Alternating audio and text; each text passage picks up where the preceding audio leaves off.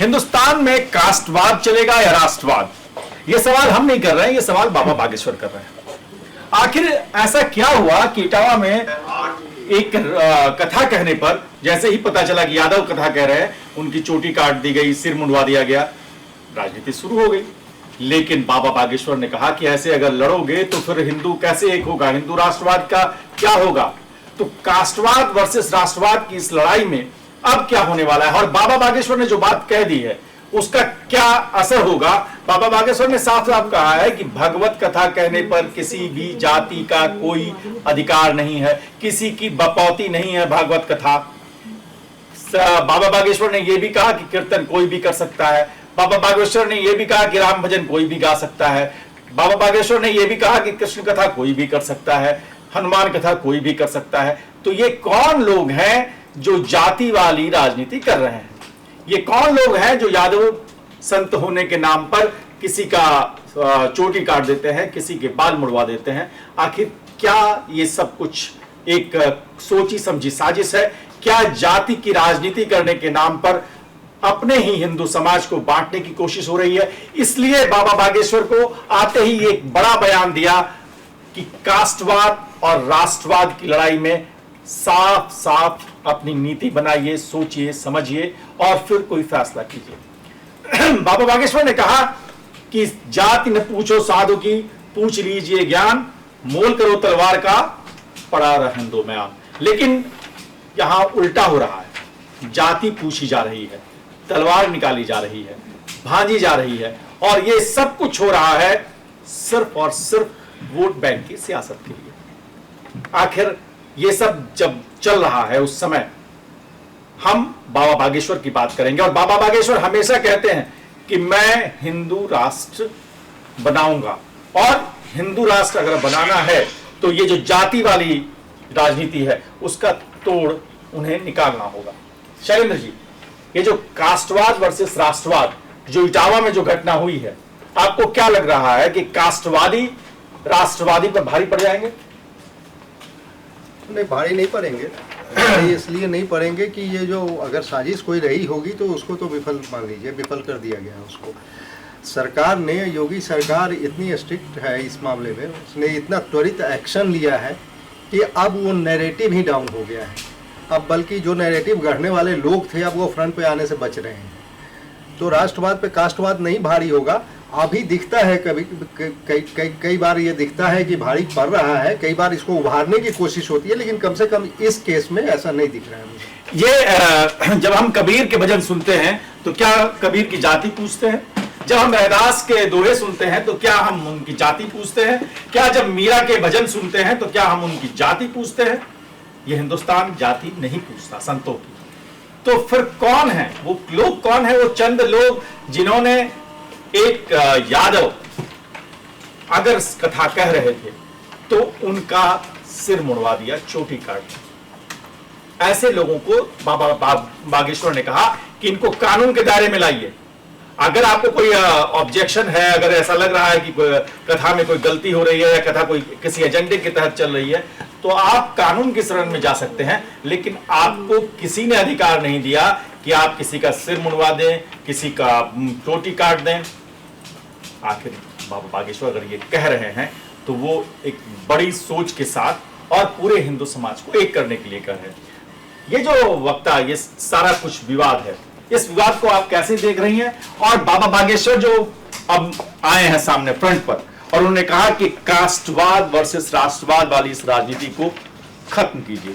बिल्कुल, देखिए ये वही लोग हैं जो सियासत करने से बाज नहीं आते हैं। जहां राजनीति में सियासत की रोटियां सेकने का मौका मिलता है ये लोग तुरंत खड़े हो जाते हैं। लेकिन बाबा बागेश्वर हमेशा से कहते आए हैं कि हिंदू राष्ट्र बनाना है तो हमें सबको मिलकर रहना होगा, एक साथ रहना होगा। जब ये घटना सामने आई थी, इस बदसलूकी की घटना के वक्त बाबा बागेश्वर ने ये नारा देते हुए कहा था कि जात पात की करो विदाई, हम सब हिंदू भाई भाई। तो जब ये बात वो कह रहे हैं तो ये साफ तौर पर समझाने की कोशिश कर रहे हैं कि इस तरह तरह का जो आप बदसलूकी किसी इंसान के साथ कर रहे हैं सिर्फ और सिर्फ इसलिए कि एक विशेष वर्ग को कथा कहने का हक दिया गया है, कोई एक विशेष वर्ग ही कथा कह सकता है, उसके हिसाब से अगर आप किसी का इस तरह से अपमान करेंगे तो जाहिर सी बात है कानून है, उसके लिए नियम बनाए गए हैं, उसके लिए सजा का प्रावधान है। आप कानून के तहत जाइए, आप खुद से इस तरह किसी के साथ बर्ताव नहीं कर सकते, बदसलूकी नहीं कर सकते कि आप चोटी काट देंगे या फिर उसके साथ इस तरह का बदसलूकी करने पर उतारू हो जाएंगे। तो मुझे लगता है कि बाबा बागेश्वर एकदम सही बात कह रहे हैं कि अगर जात पात से ऊपर उठना है और हिंदू राष्ट्र बनाने का की जो इतनी बड़ी मंशा वो दिखाते हैं, जो उनका सपना है, वो तभी पूरा हो पाएगा जब सब एक साथ जुटकर रहेंगे और इस सियासत में नहीं पड़ेंगे। सियासत में नहीं पड़ेंगे, लेकिन सियासत तो हो रही है और लगातार ये कास्टवाद वाले मोर्चा जो है वो आगे बढ़ रहा है। भाई मौका दिया है, अगर आप ब्राह्मण, कुछ लोग अपने आप को क्लेम करते हुए अगर किसी की चोटी काट देंगे, किसी का सिर मुंडवा देंगे और वो भी भागवत कथा करने पर, राम कथा करने पर, कृष्ण कथा करने पर, तो फिर ये तो समस्या होगी। अरविंद जी, ये जो हमारी परंपरा है, हम संत की वाणी सुनते हैं, हम संत की साधना देखते हैं, हम संत के वाक्य सुनते हैं, संत के का ज्ञान देखते हैं, हम जाति नहीं पूछते संतों की। ये कौन लोग हैं, ये कौन से उपद्रवी लोग हैं जो ब्राह्मणों के नाम पर एक गलत नैरेटिव गढ़ रहे हैं? देखिए सर, ये वो लोग हैं जिनको वाल्मीकि की लिखी रामायण तो समझ में आती है, पसंद आती है, उनको ऋषि मानते हैं, उनको पूजते हैं, लेकिन जैसे ही अपने समाज में वाल्मीकि को देखते हैं तो उनके मन में अस्पृश्यता की भावना आ जाती है तुरंत, क्योंकि वो जात किससे ताल्लुक़ रखती है सबको मालूम है। दूसरी चीज़ कि आप देखिए महामंडलेश्वर जो दिए जाते हैं, ये बात और भी उठ चुकी है कि महामंडलेश्वर बनाए जाते हैं तो बिना जात पात देखे ही तो बनाए जाते हैं, उसमें कोई भी किसी भी जात का होता है, महामंडलेश्वर चुन लिया जाता है, बस उसके पास ज्ञान होना चाहिए, वो योग्यता पूरी करता हो तो उसके नियम शर्तें हैं, उसके बाद अखाड़ों की तरफ से उन्हें पदवी दे दी जाती है। फिर ये कथा सुनने सुनाने ये तो बहुत साधारण सी चीज़ें हैं, आप इससे बड़ी बड़ी पूजा है। आप तांत्रिक के पास जाते हैं तो क्या आप जात पूछ के जाते हैं कि आपकी जात क्या है, उस हिसाब से हम इलाज करवाएंगे किसी चीज़ का? जो लोग श्रद्धा से जाते हैं उनके पास, उनको नहीं, देखिए वो तंत्र मंत्र पर हम फिर कभी आएंगे, अभी आप कथा वाचन पे आइए। कथा वाचन पे क्या चल रहा है? ये भावना की बात है सर। नहीं, भावना की बात ठीक है, तंत्र मंत्र पर जैसे जाएंगे हम दूसरा डिबेट हमारी डाइवर्ट हो जाएगी। हाँ। और उस दिन भी यही बात हुई थी कि एक सोशल मीडिया की पोस्ट का जिक्र था कि भाई दुनिया में सबसे पहले जिसने दर्शन दिया वो भी तो एक यादव ही तो था, भगवान कृष्ण की बात की थी उसने। अगर आपको जात देखनी है तो फिर उनकी भी देखिए, उन्होंने भी तो जीवन सिखाया सबको। तो यही दिक्कत है कि लोग राम को तो मानते हैं लेकिन राम की नहीं मानते, समस्या यहाँ है। ये राम की मानते हैं, राम को मानते हैं, राम की नहीं मान रहे हैं, ये बड़ी बात आप कह रहे हैं। लेकिन इस सब के बीच सवाल यही है कि क्या यादव अगर राम कथा कहेंगे, कृष्ण कथा कहेंगे, भागवत कथा कहेंगे तो आप नहीं सुनेंगे? हम तो सबकी सुनेंगे सर। समाज है, समाज में जिसके पास ज्ञान है उसका ज्ञान वहां से लेना चाहिए, तो सिंपल सा फंडा है। लेकिन यहाँ पर जाति व्यवस्था को मनुस्मृति से और बहुत सारी चीज़ों से जोड़ा जाता है। अगर आप थोड़ा सा इतिहास पढ़ेंगे और थोड़ा बारीकी से पढ़ेंगे तो आपको समझ में आएगा कि ये जाति व्यवस्था बहुत मजबूत हुई अंग्रेजों के टाइम पर, बहुत ज्यादा मजबूत हुई, जहाँ पे बांटा वही बताना चाह रहा हूँ कि बांटो और राज करो की परंपरा वहां से एक नींव पड़ी। उस बंटवारे ने देश को आज यहाँ खड़ा कर दिया कि पाखंड, छुआछूत, अस्पृश्यता, ये सब चीजें इतनी ज्यादा फैल गई कि उसके लिए फिर आरक्षण तक लाना पड़ा कि उनको उनका अधिकार मिल पाए। जब समाज ने, कानून ने, संविधान ने सबको सबका अधिकार दे दिया है तो कुछ लोग अपनी पुरानी परंपराओं, पाखंडों से जुड़े हुए रहते हैं और बहुत ज्यादा अपने आप का अपना वर्चस्व दिखाने के लिए कभी कभार उन दकियानुसी विचारों में खो जाते हैं जहां उनको नहीं खोना चाहिए 21वीं सदी के समाज में। ये सिस्टम जो है वो यादव थे, उन्होंने बिना जाति बताए वहां जाके कथा की, तो उनका आरोप था कि भैया हमको इन्होंने अपनी जाति नहीं बताई, हमसे पैर छुआ रहे थे। अब एक ब्राह्मण यादव का पैर कैसे छुएगा?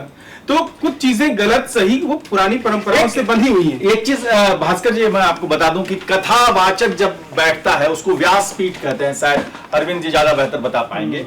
उस व्यासपीठ पर बैठा व्यक्ति वो पूजनीय है, वो जब जिस समय कथा कह रहा है तो वो कथा, ईश्वरीय कथा जो है वो उसके माध्यम से आप तक पहुंच रही है, इसलिए उस व्यासपीठ, उस गद्दी पर बैठे व्यक्ति को श्रद्धावत ये गुरु भाव से उनको नमन करते हैं लोग। मैं शालिनी से समझना चाहूंगा कि क्या आप किसी भी भागवत कथा में जाती हैं, किसी भी कृष्ण कथा में जाती हैं, राम कथा में जाती हैं, तो क्या पहले संत की जो कथावाचक है उसकी जाति पूछती हैं? क्या उसके साथ जो बजाने वाले हैं, हारमोनियम, तबला, झाल, बाल, ये जो सब कुछ है, क्या उसकी एक एक की जाति पूछते हैं? आप इसके बाद कथा सुनना शुरू करते हैं? नहीं सर, ऐसा कभी भी नहीं हुआ है कि किसी भी पंडित की या किसी भी कथावाचक की कभी जाति पूछ के हमने उन्हें कथा में बैठने दिया है या उनकी कथा सुनी है या उन्होंने जो भी प्रवचन दिए हैं, कभी भी ऐसा नहीं हुआ है। इवन आम लाइफस्टाइल में भी ऐसा कभी नहीं हुआ है कि जाति देख के दोस्ती की हो या वर्क प्लेस पे कभी इस तरीके की वाद विवाद देखा हो या बातचीत की हो, ऐसा कभी नहीं हुआ है। लेकिन जिस तरीके से ये जो मामला इटावा का सामने आया है, इसमें ये सवाल खड़े हो रहे हैं कि जो कुछ भी हुआ वो गलत है, और मुझे मेरे पॉइंट ऑफ व्यू से लगता है कि ये सच में बहुत गलत है। कोई भी तरीका होता है उसके लिए पुलिस है, कानून व्यवस्था है। अगर आपको लगता है, जैसे कि यादव समाज ने बोला कि आपने जाति के नाम पर हमारी जात का अपमान किया है, हमारे लोगों का अपमान किया है, तो उधर ब्राह्मण समाज ने कहा कि आपने महिला का हाथ पकड़ा था, इस वजह से किया है। तो लगातार ये जो वाद विवाद बढ़ता जा रहा है, लेकिन बाबा बागेश्वर ने बोला है कि खुद न्यायपालिका मत बनिए, आप कानून का सहारा लीजिए। और राजनेताओं पर भी उन्होंने निशाना साधते हुए बोला कि आप लोग भी अपनी जाति के नाम पे रोटियां सेकना बंद कर दीजिए। मैं लगातार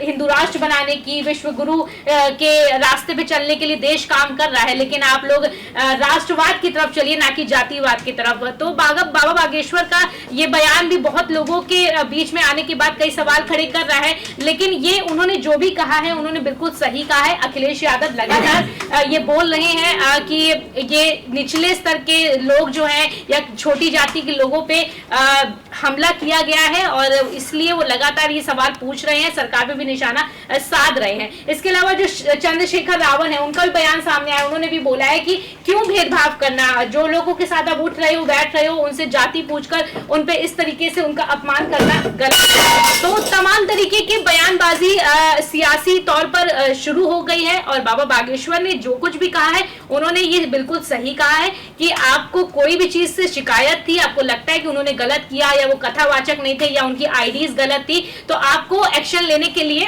प्रॉपर कानून व्यवस्था का सहारा लेना चाहिए। दूसरी बात क्या है कि आप देखिए ना, भगवान श्री राम ने सबरी का जूठा बेर खाया तो उससे जात पूछ के तो नहीं खाया था, या भगवान कृष्ण ने सुदामा को जब खाना खिलाया तो जात पूछ के तो नहीं खिलाया था। तो जब भगवान भेदभाव नहीं कर रहे हैं तो हम इंसान क्यों जात के नाम पे भेदभाव कर रहे हैं? नहीं, ये मैं सही कहना चाह रहा हूँ, मुझे एक नहीं, आप जरूर कहिए, क्या निकाल लीजिए जो कहना चाह रहे हैं।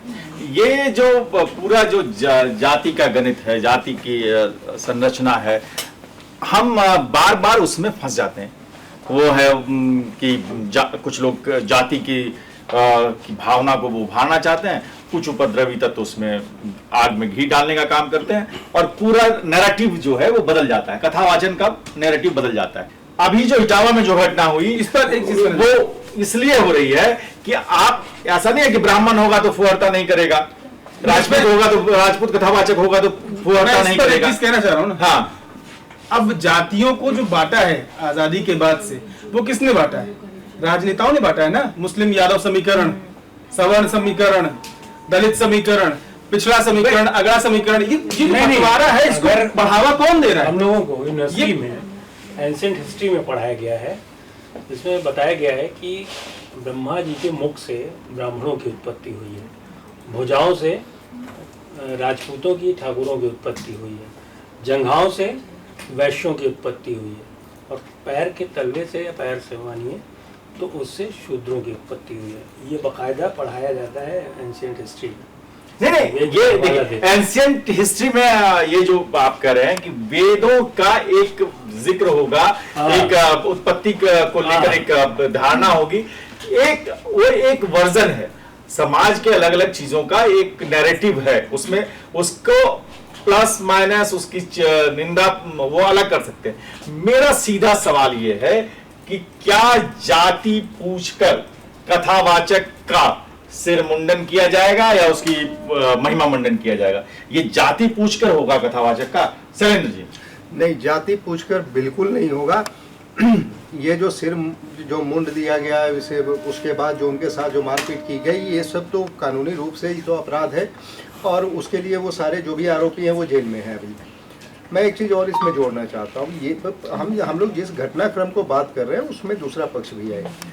जिन पे आरोप लगाया जा रहा है उनका ये कहना है कि हमने जाति की वजह से उनका सिर मुंडन नहीं किया, उन पे कुछ और वो आरोप लगा रहे हैं।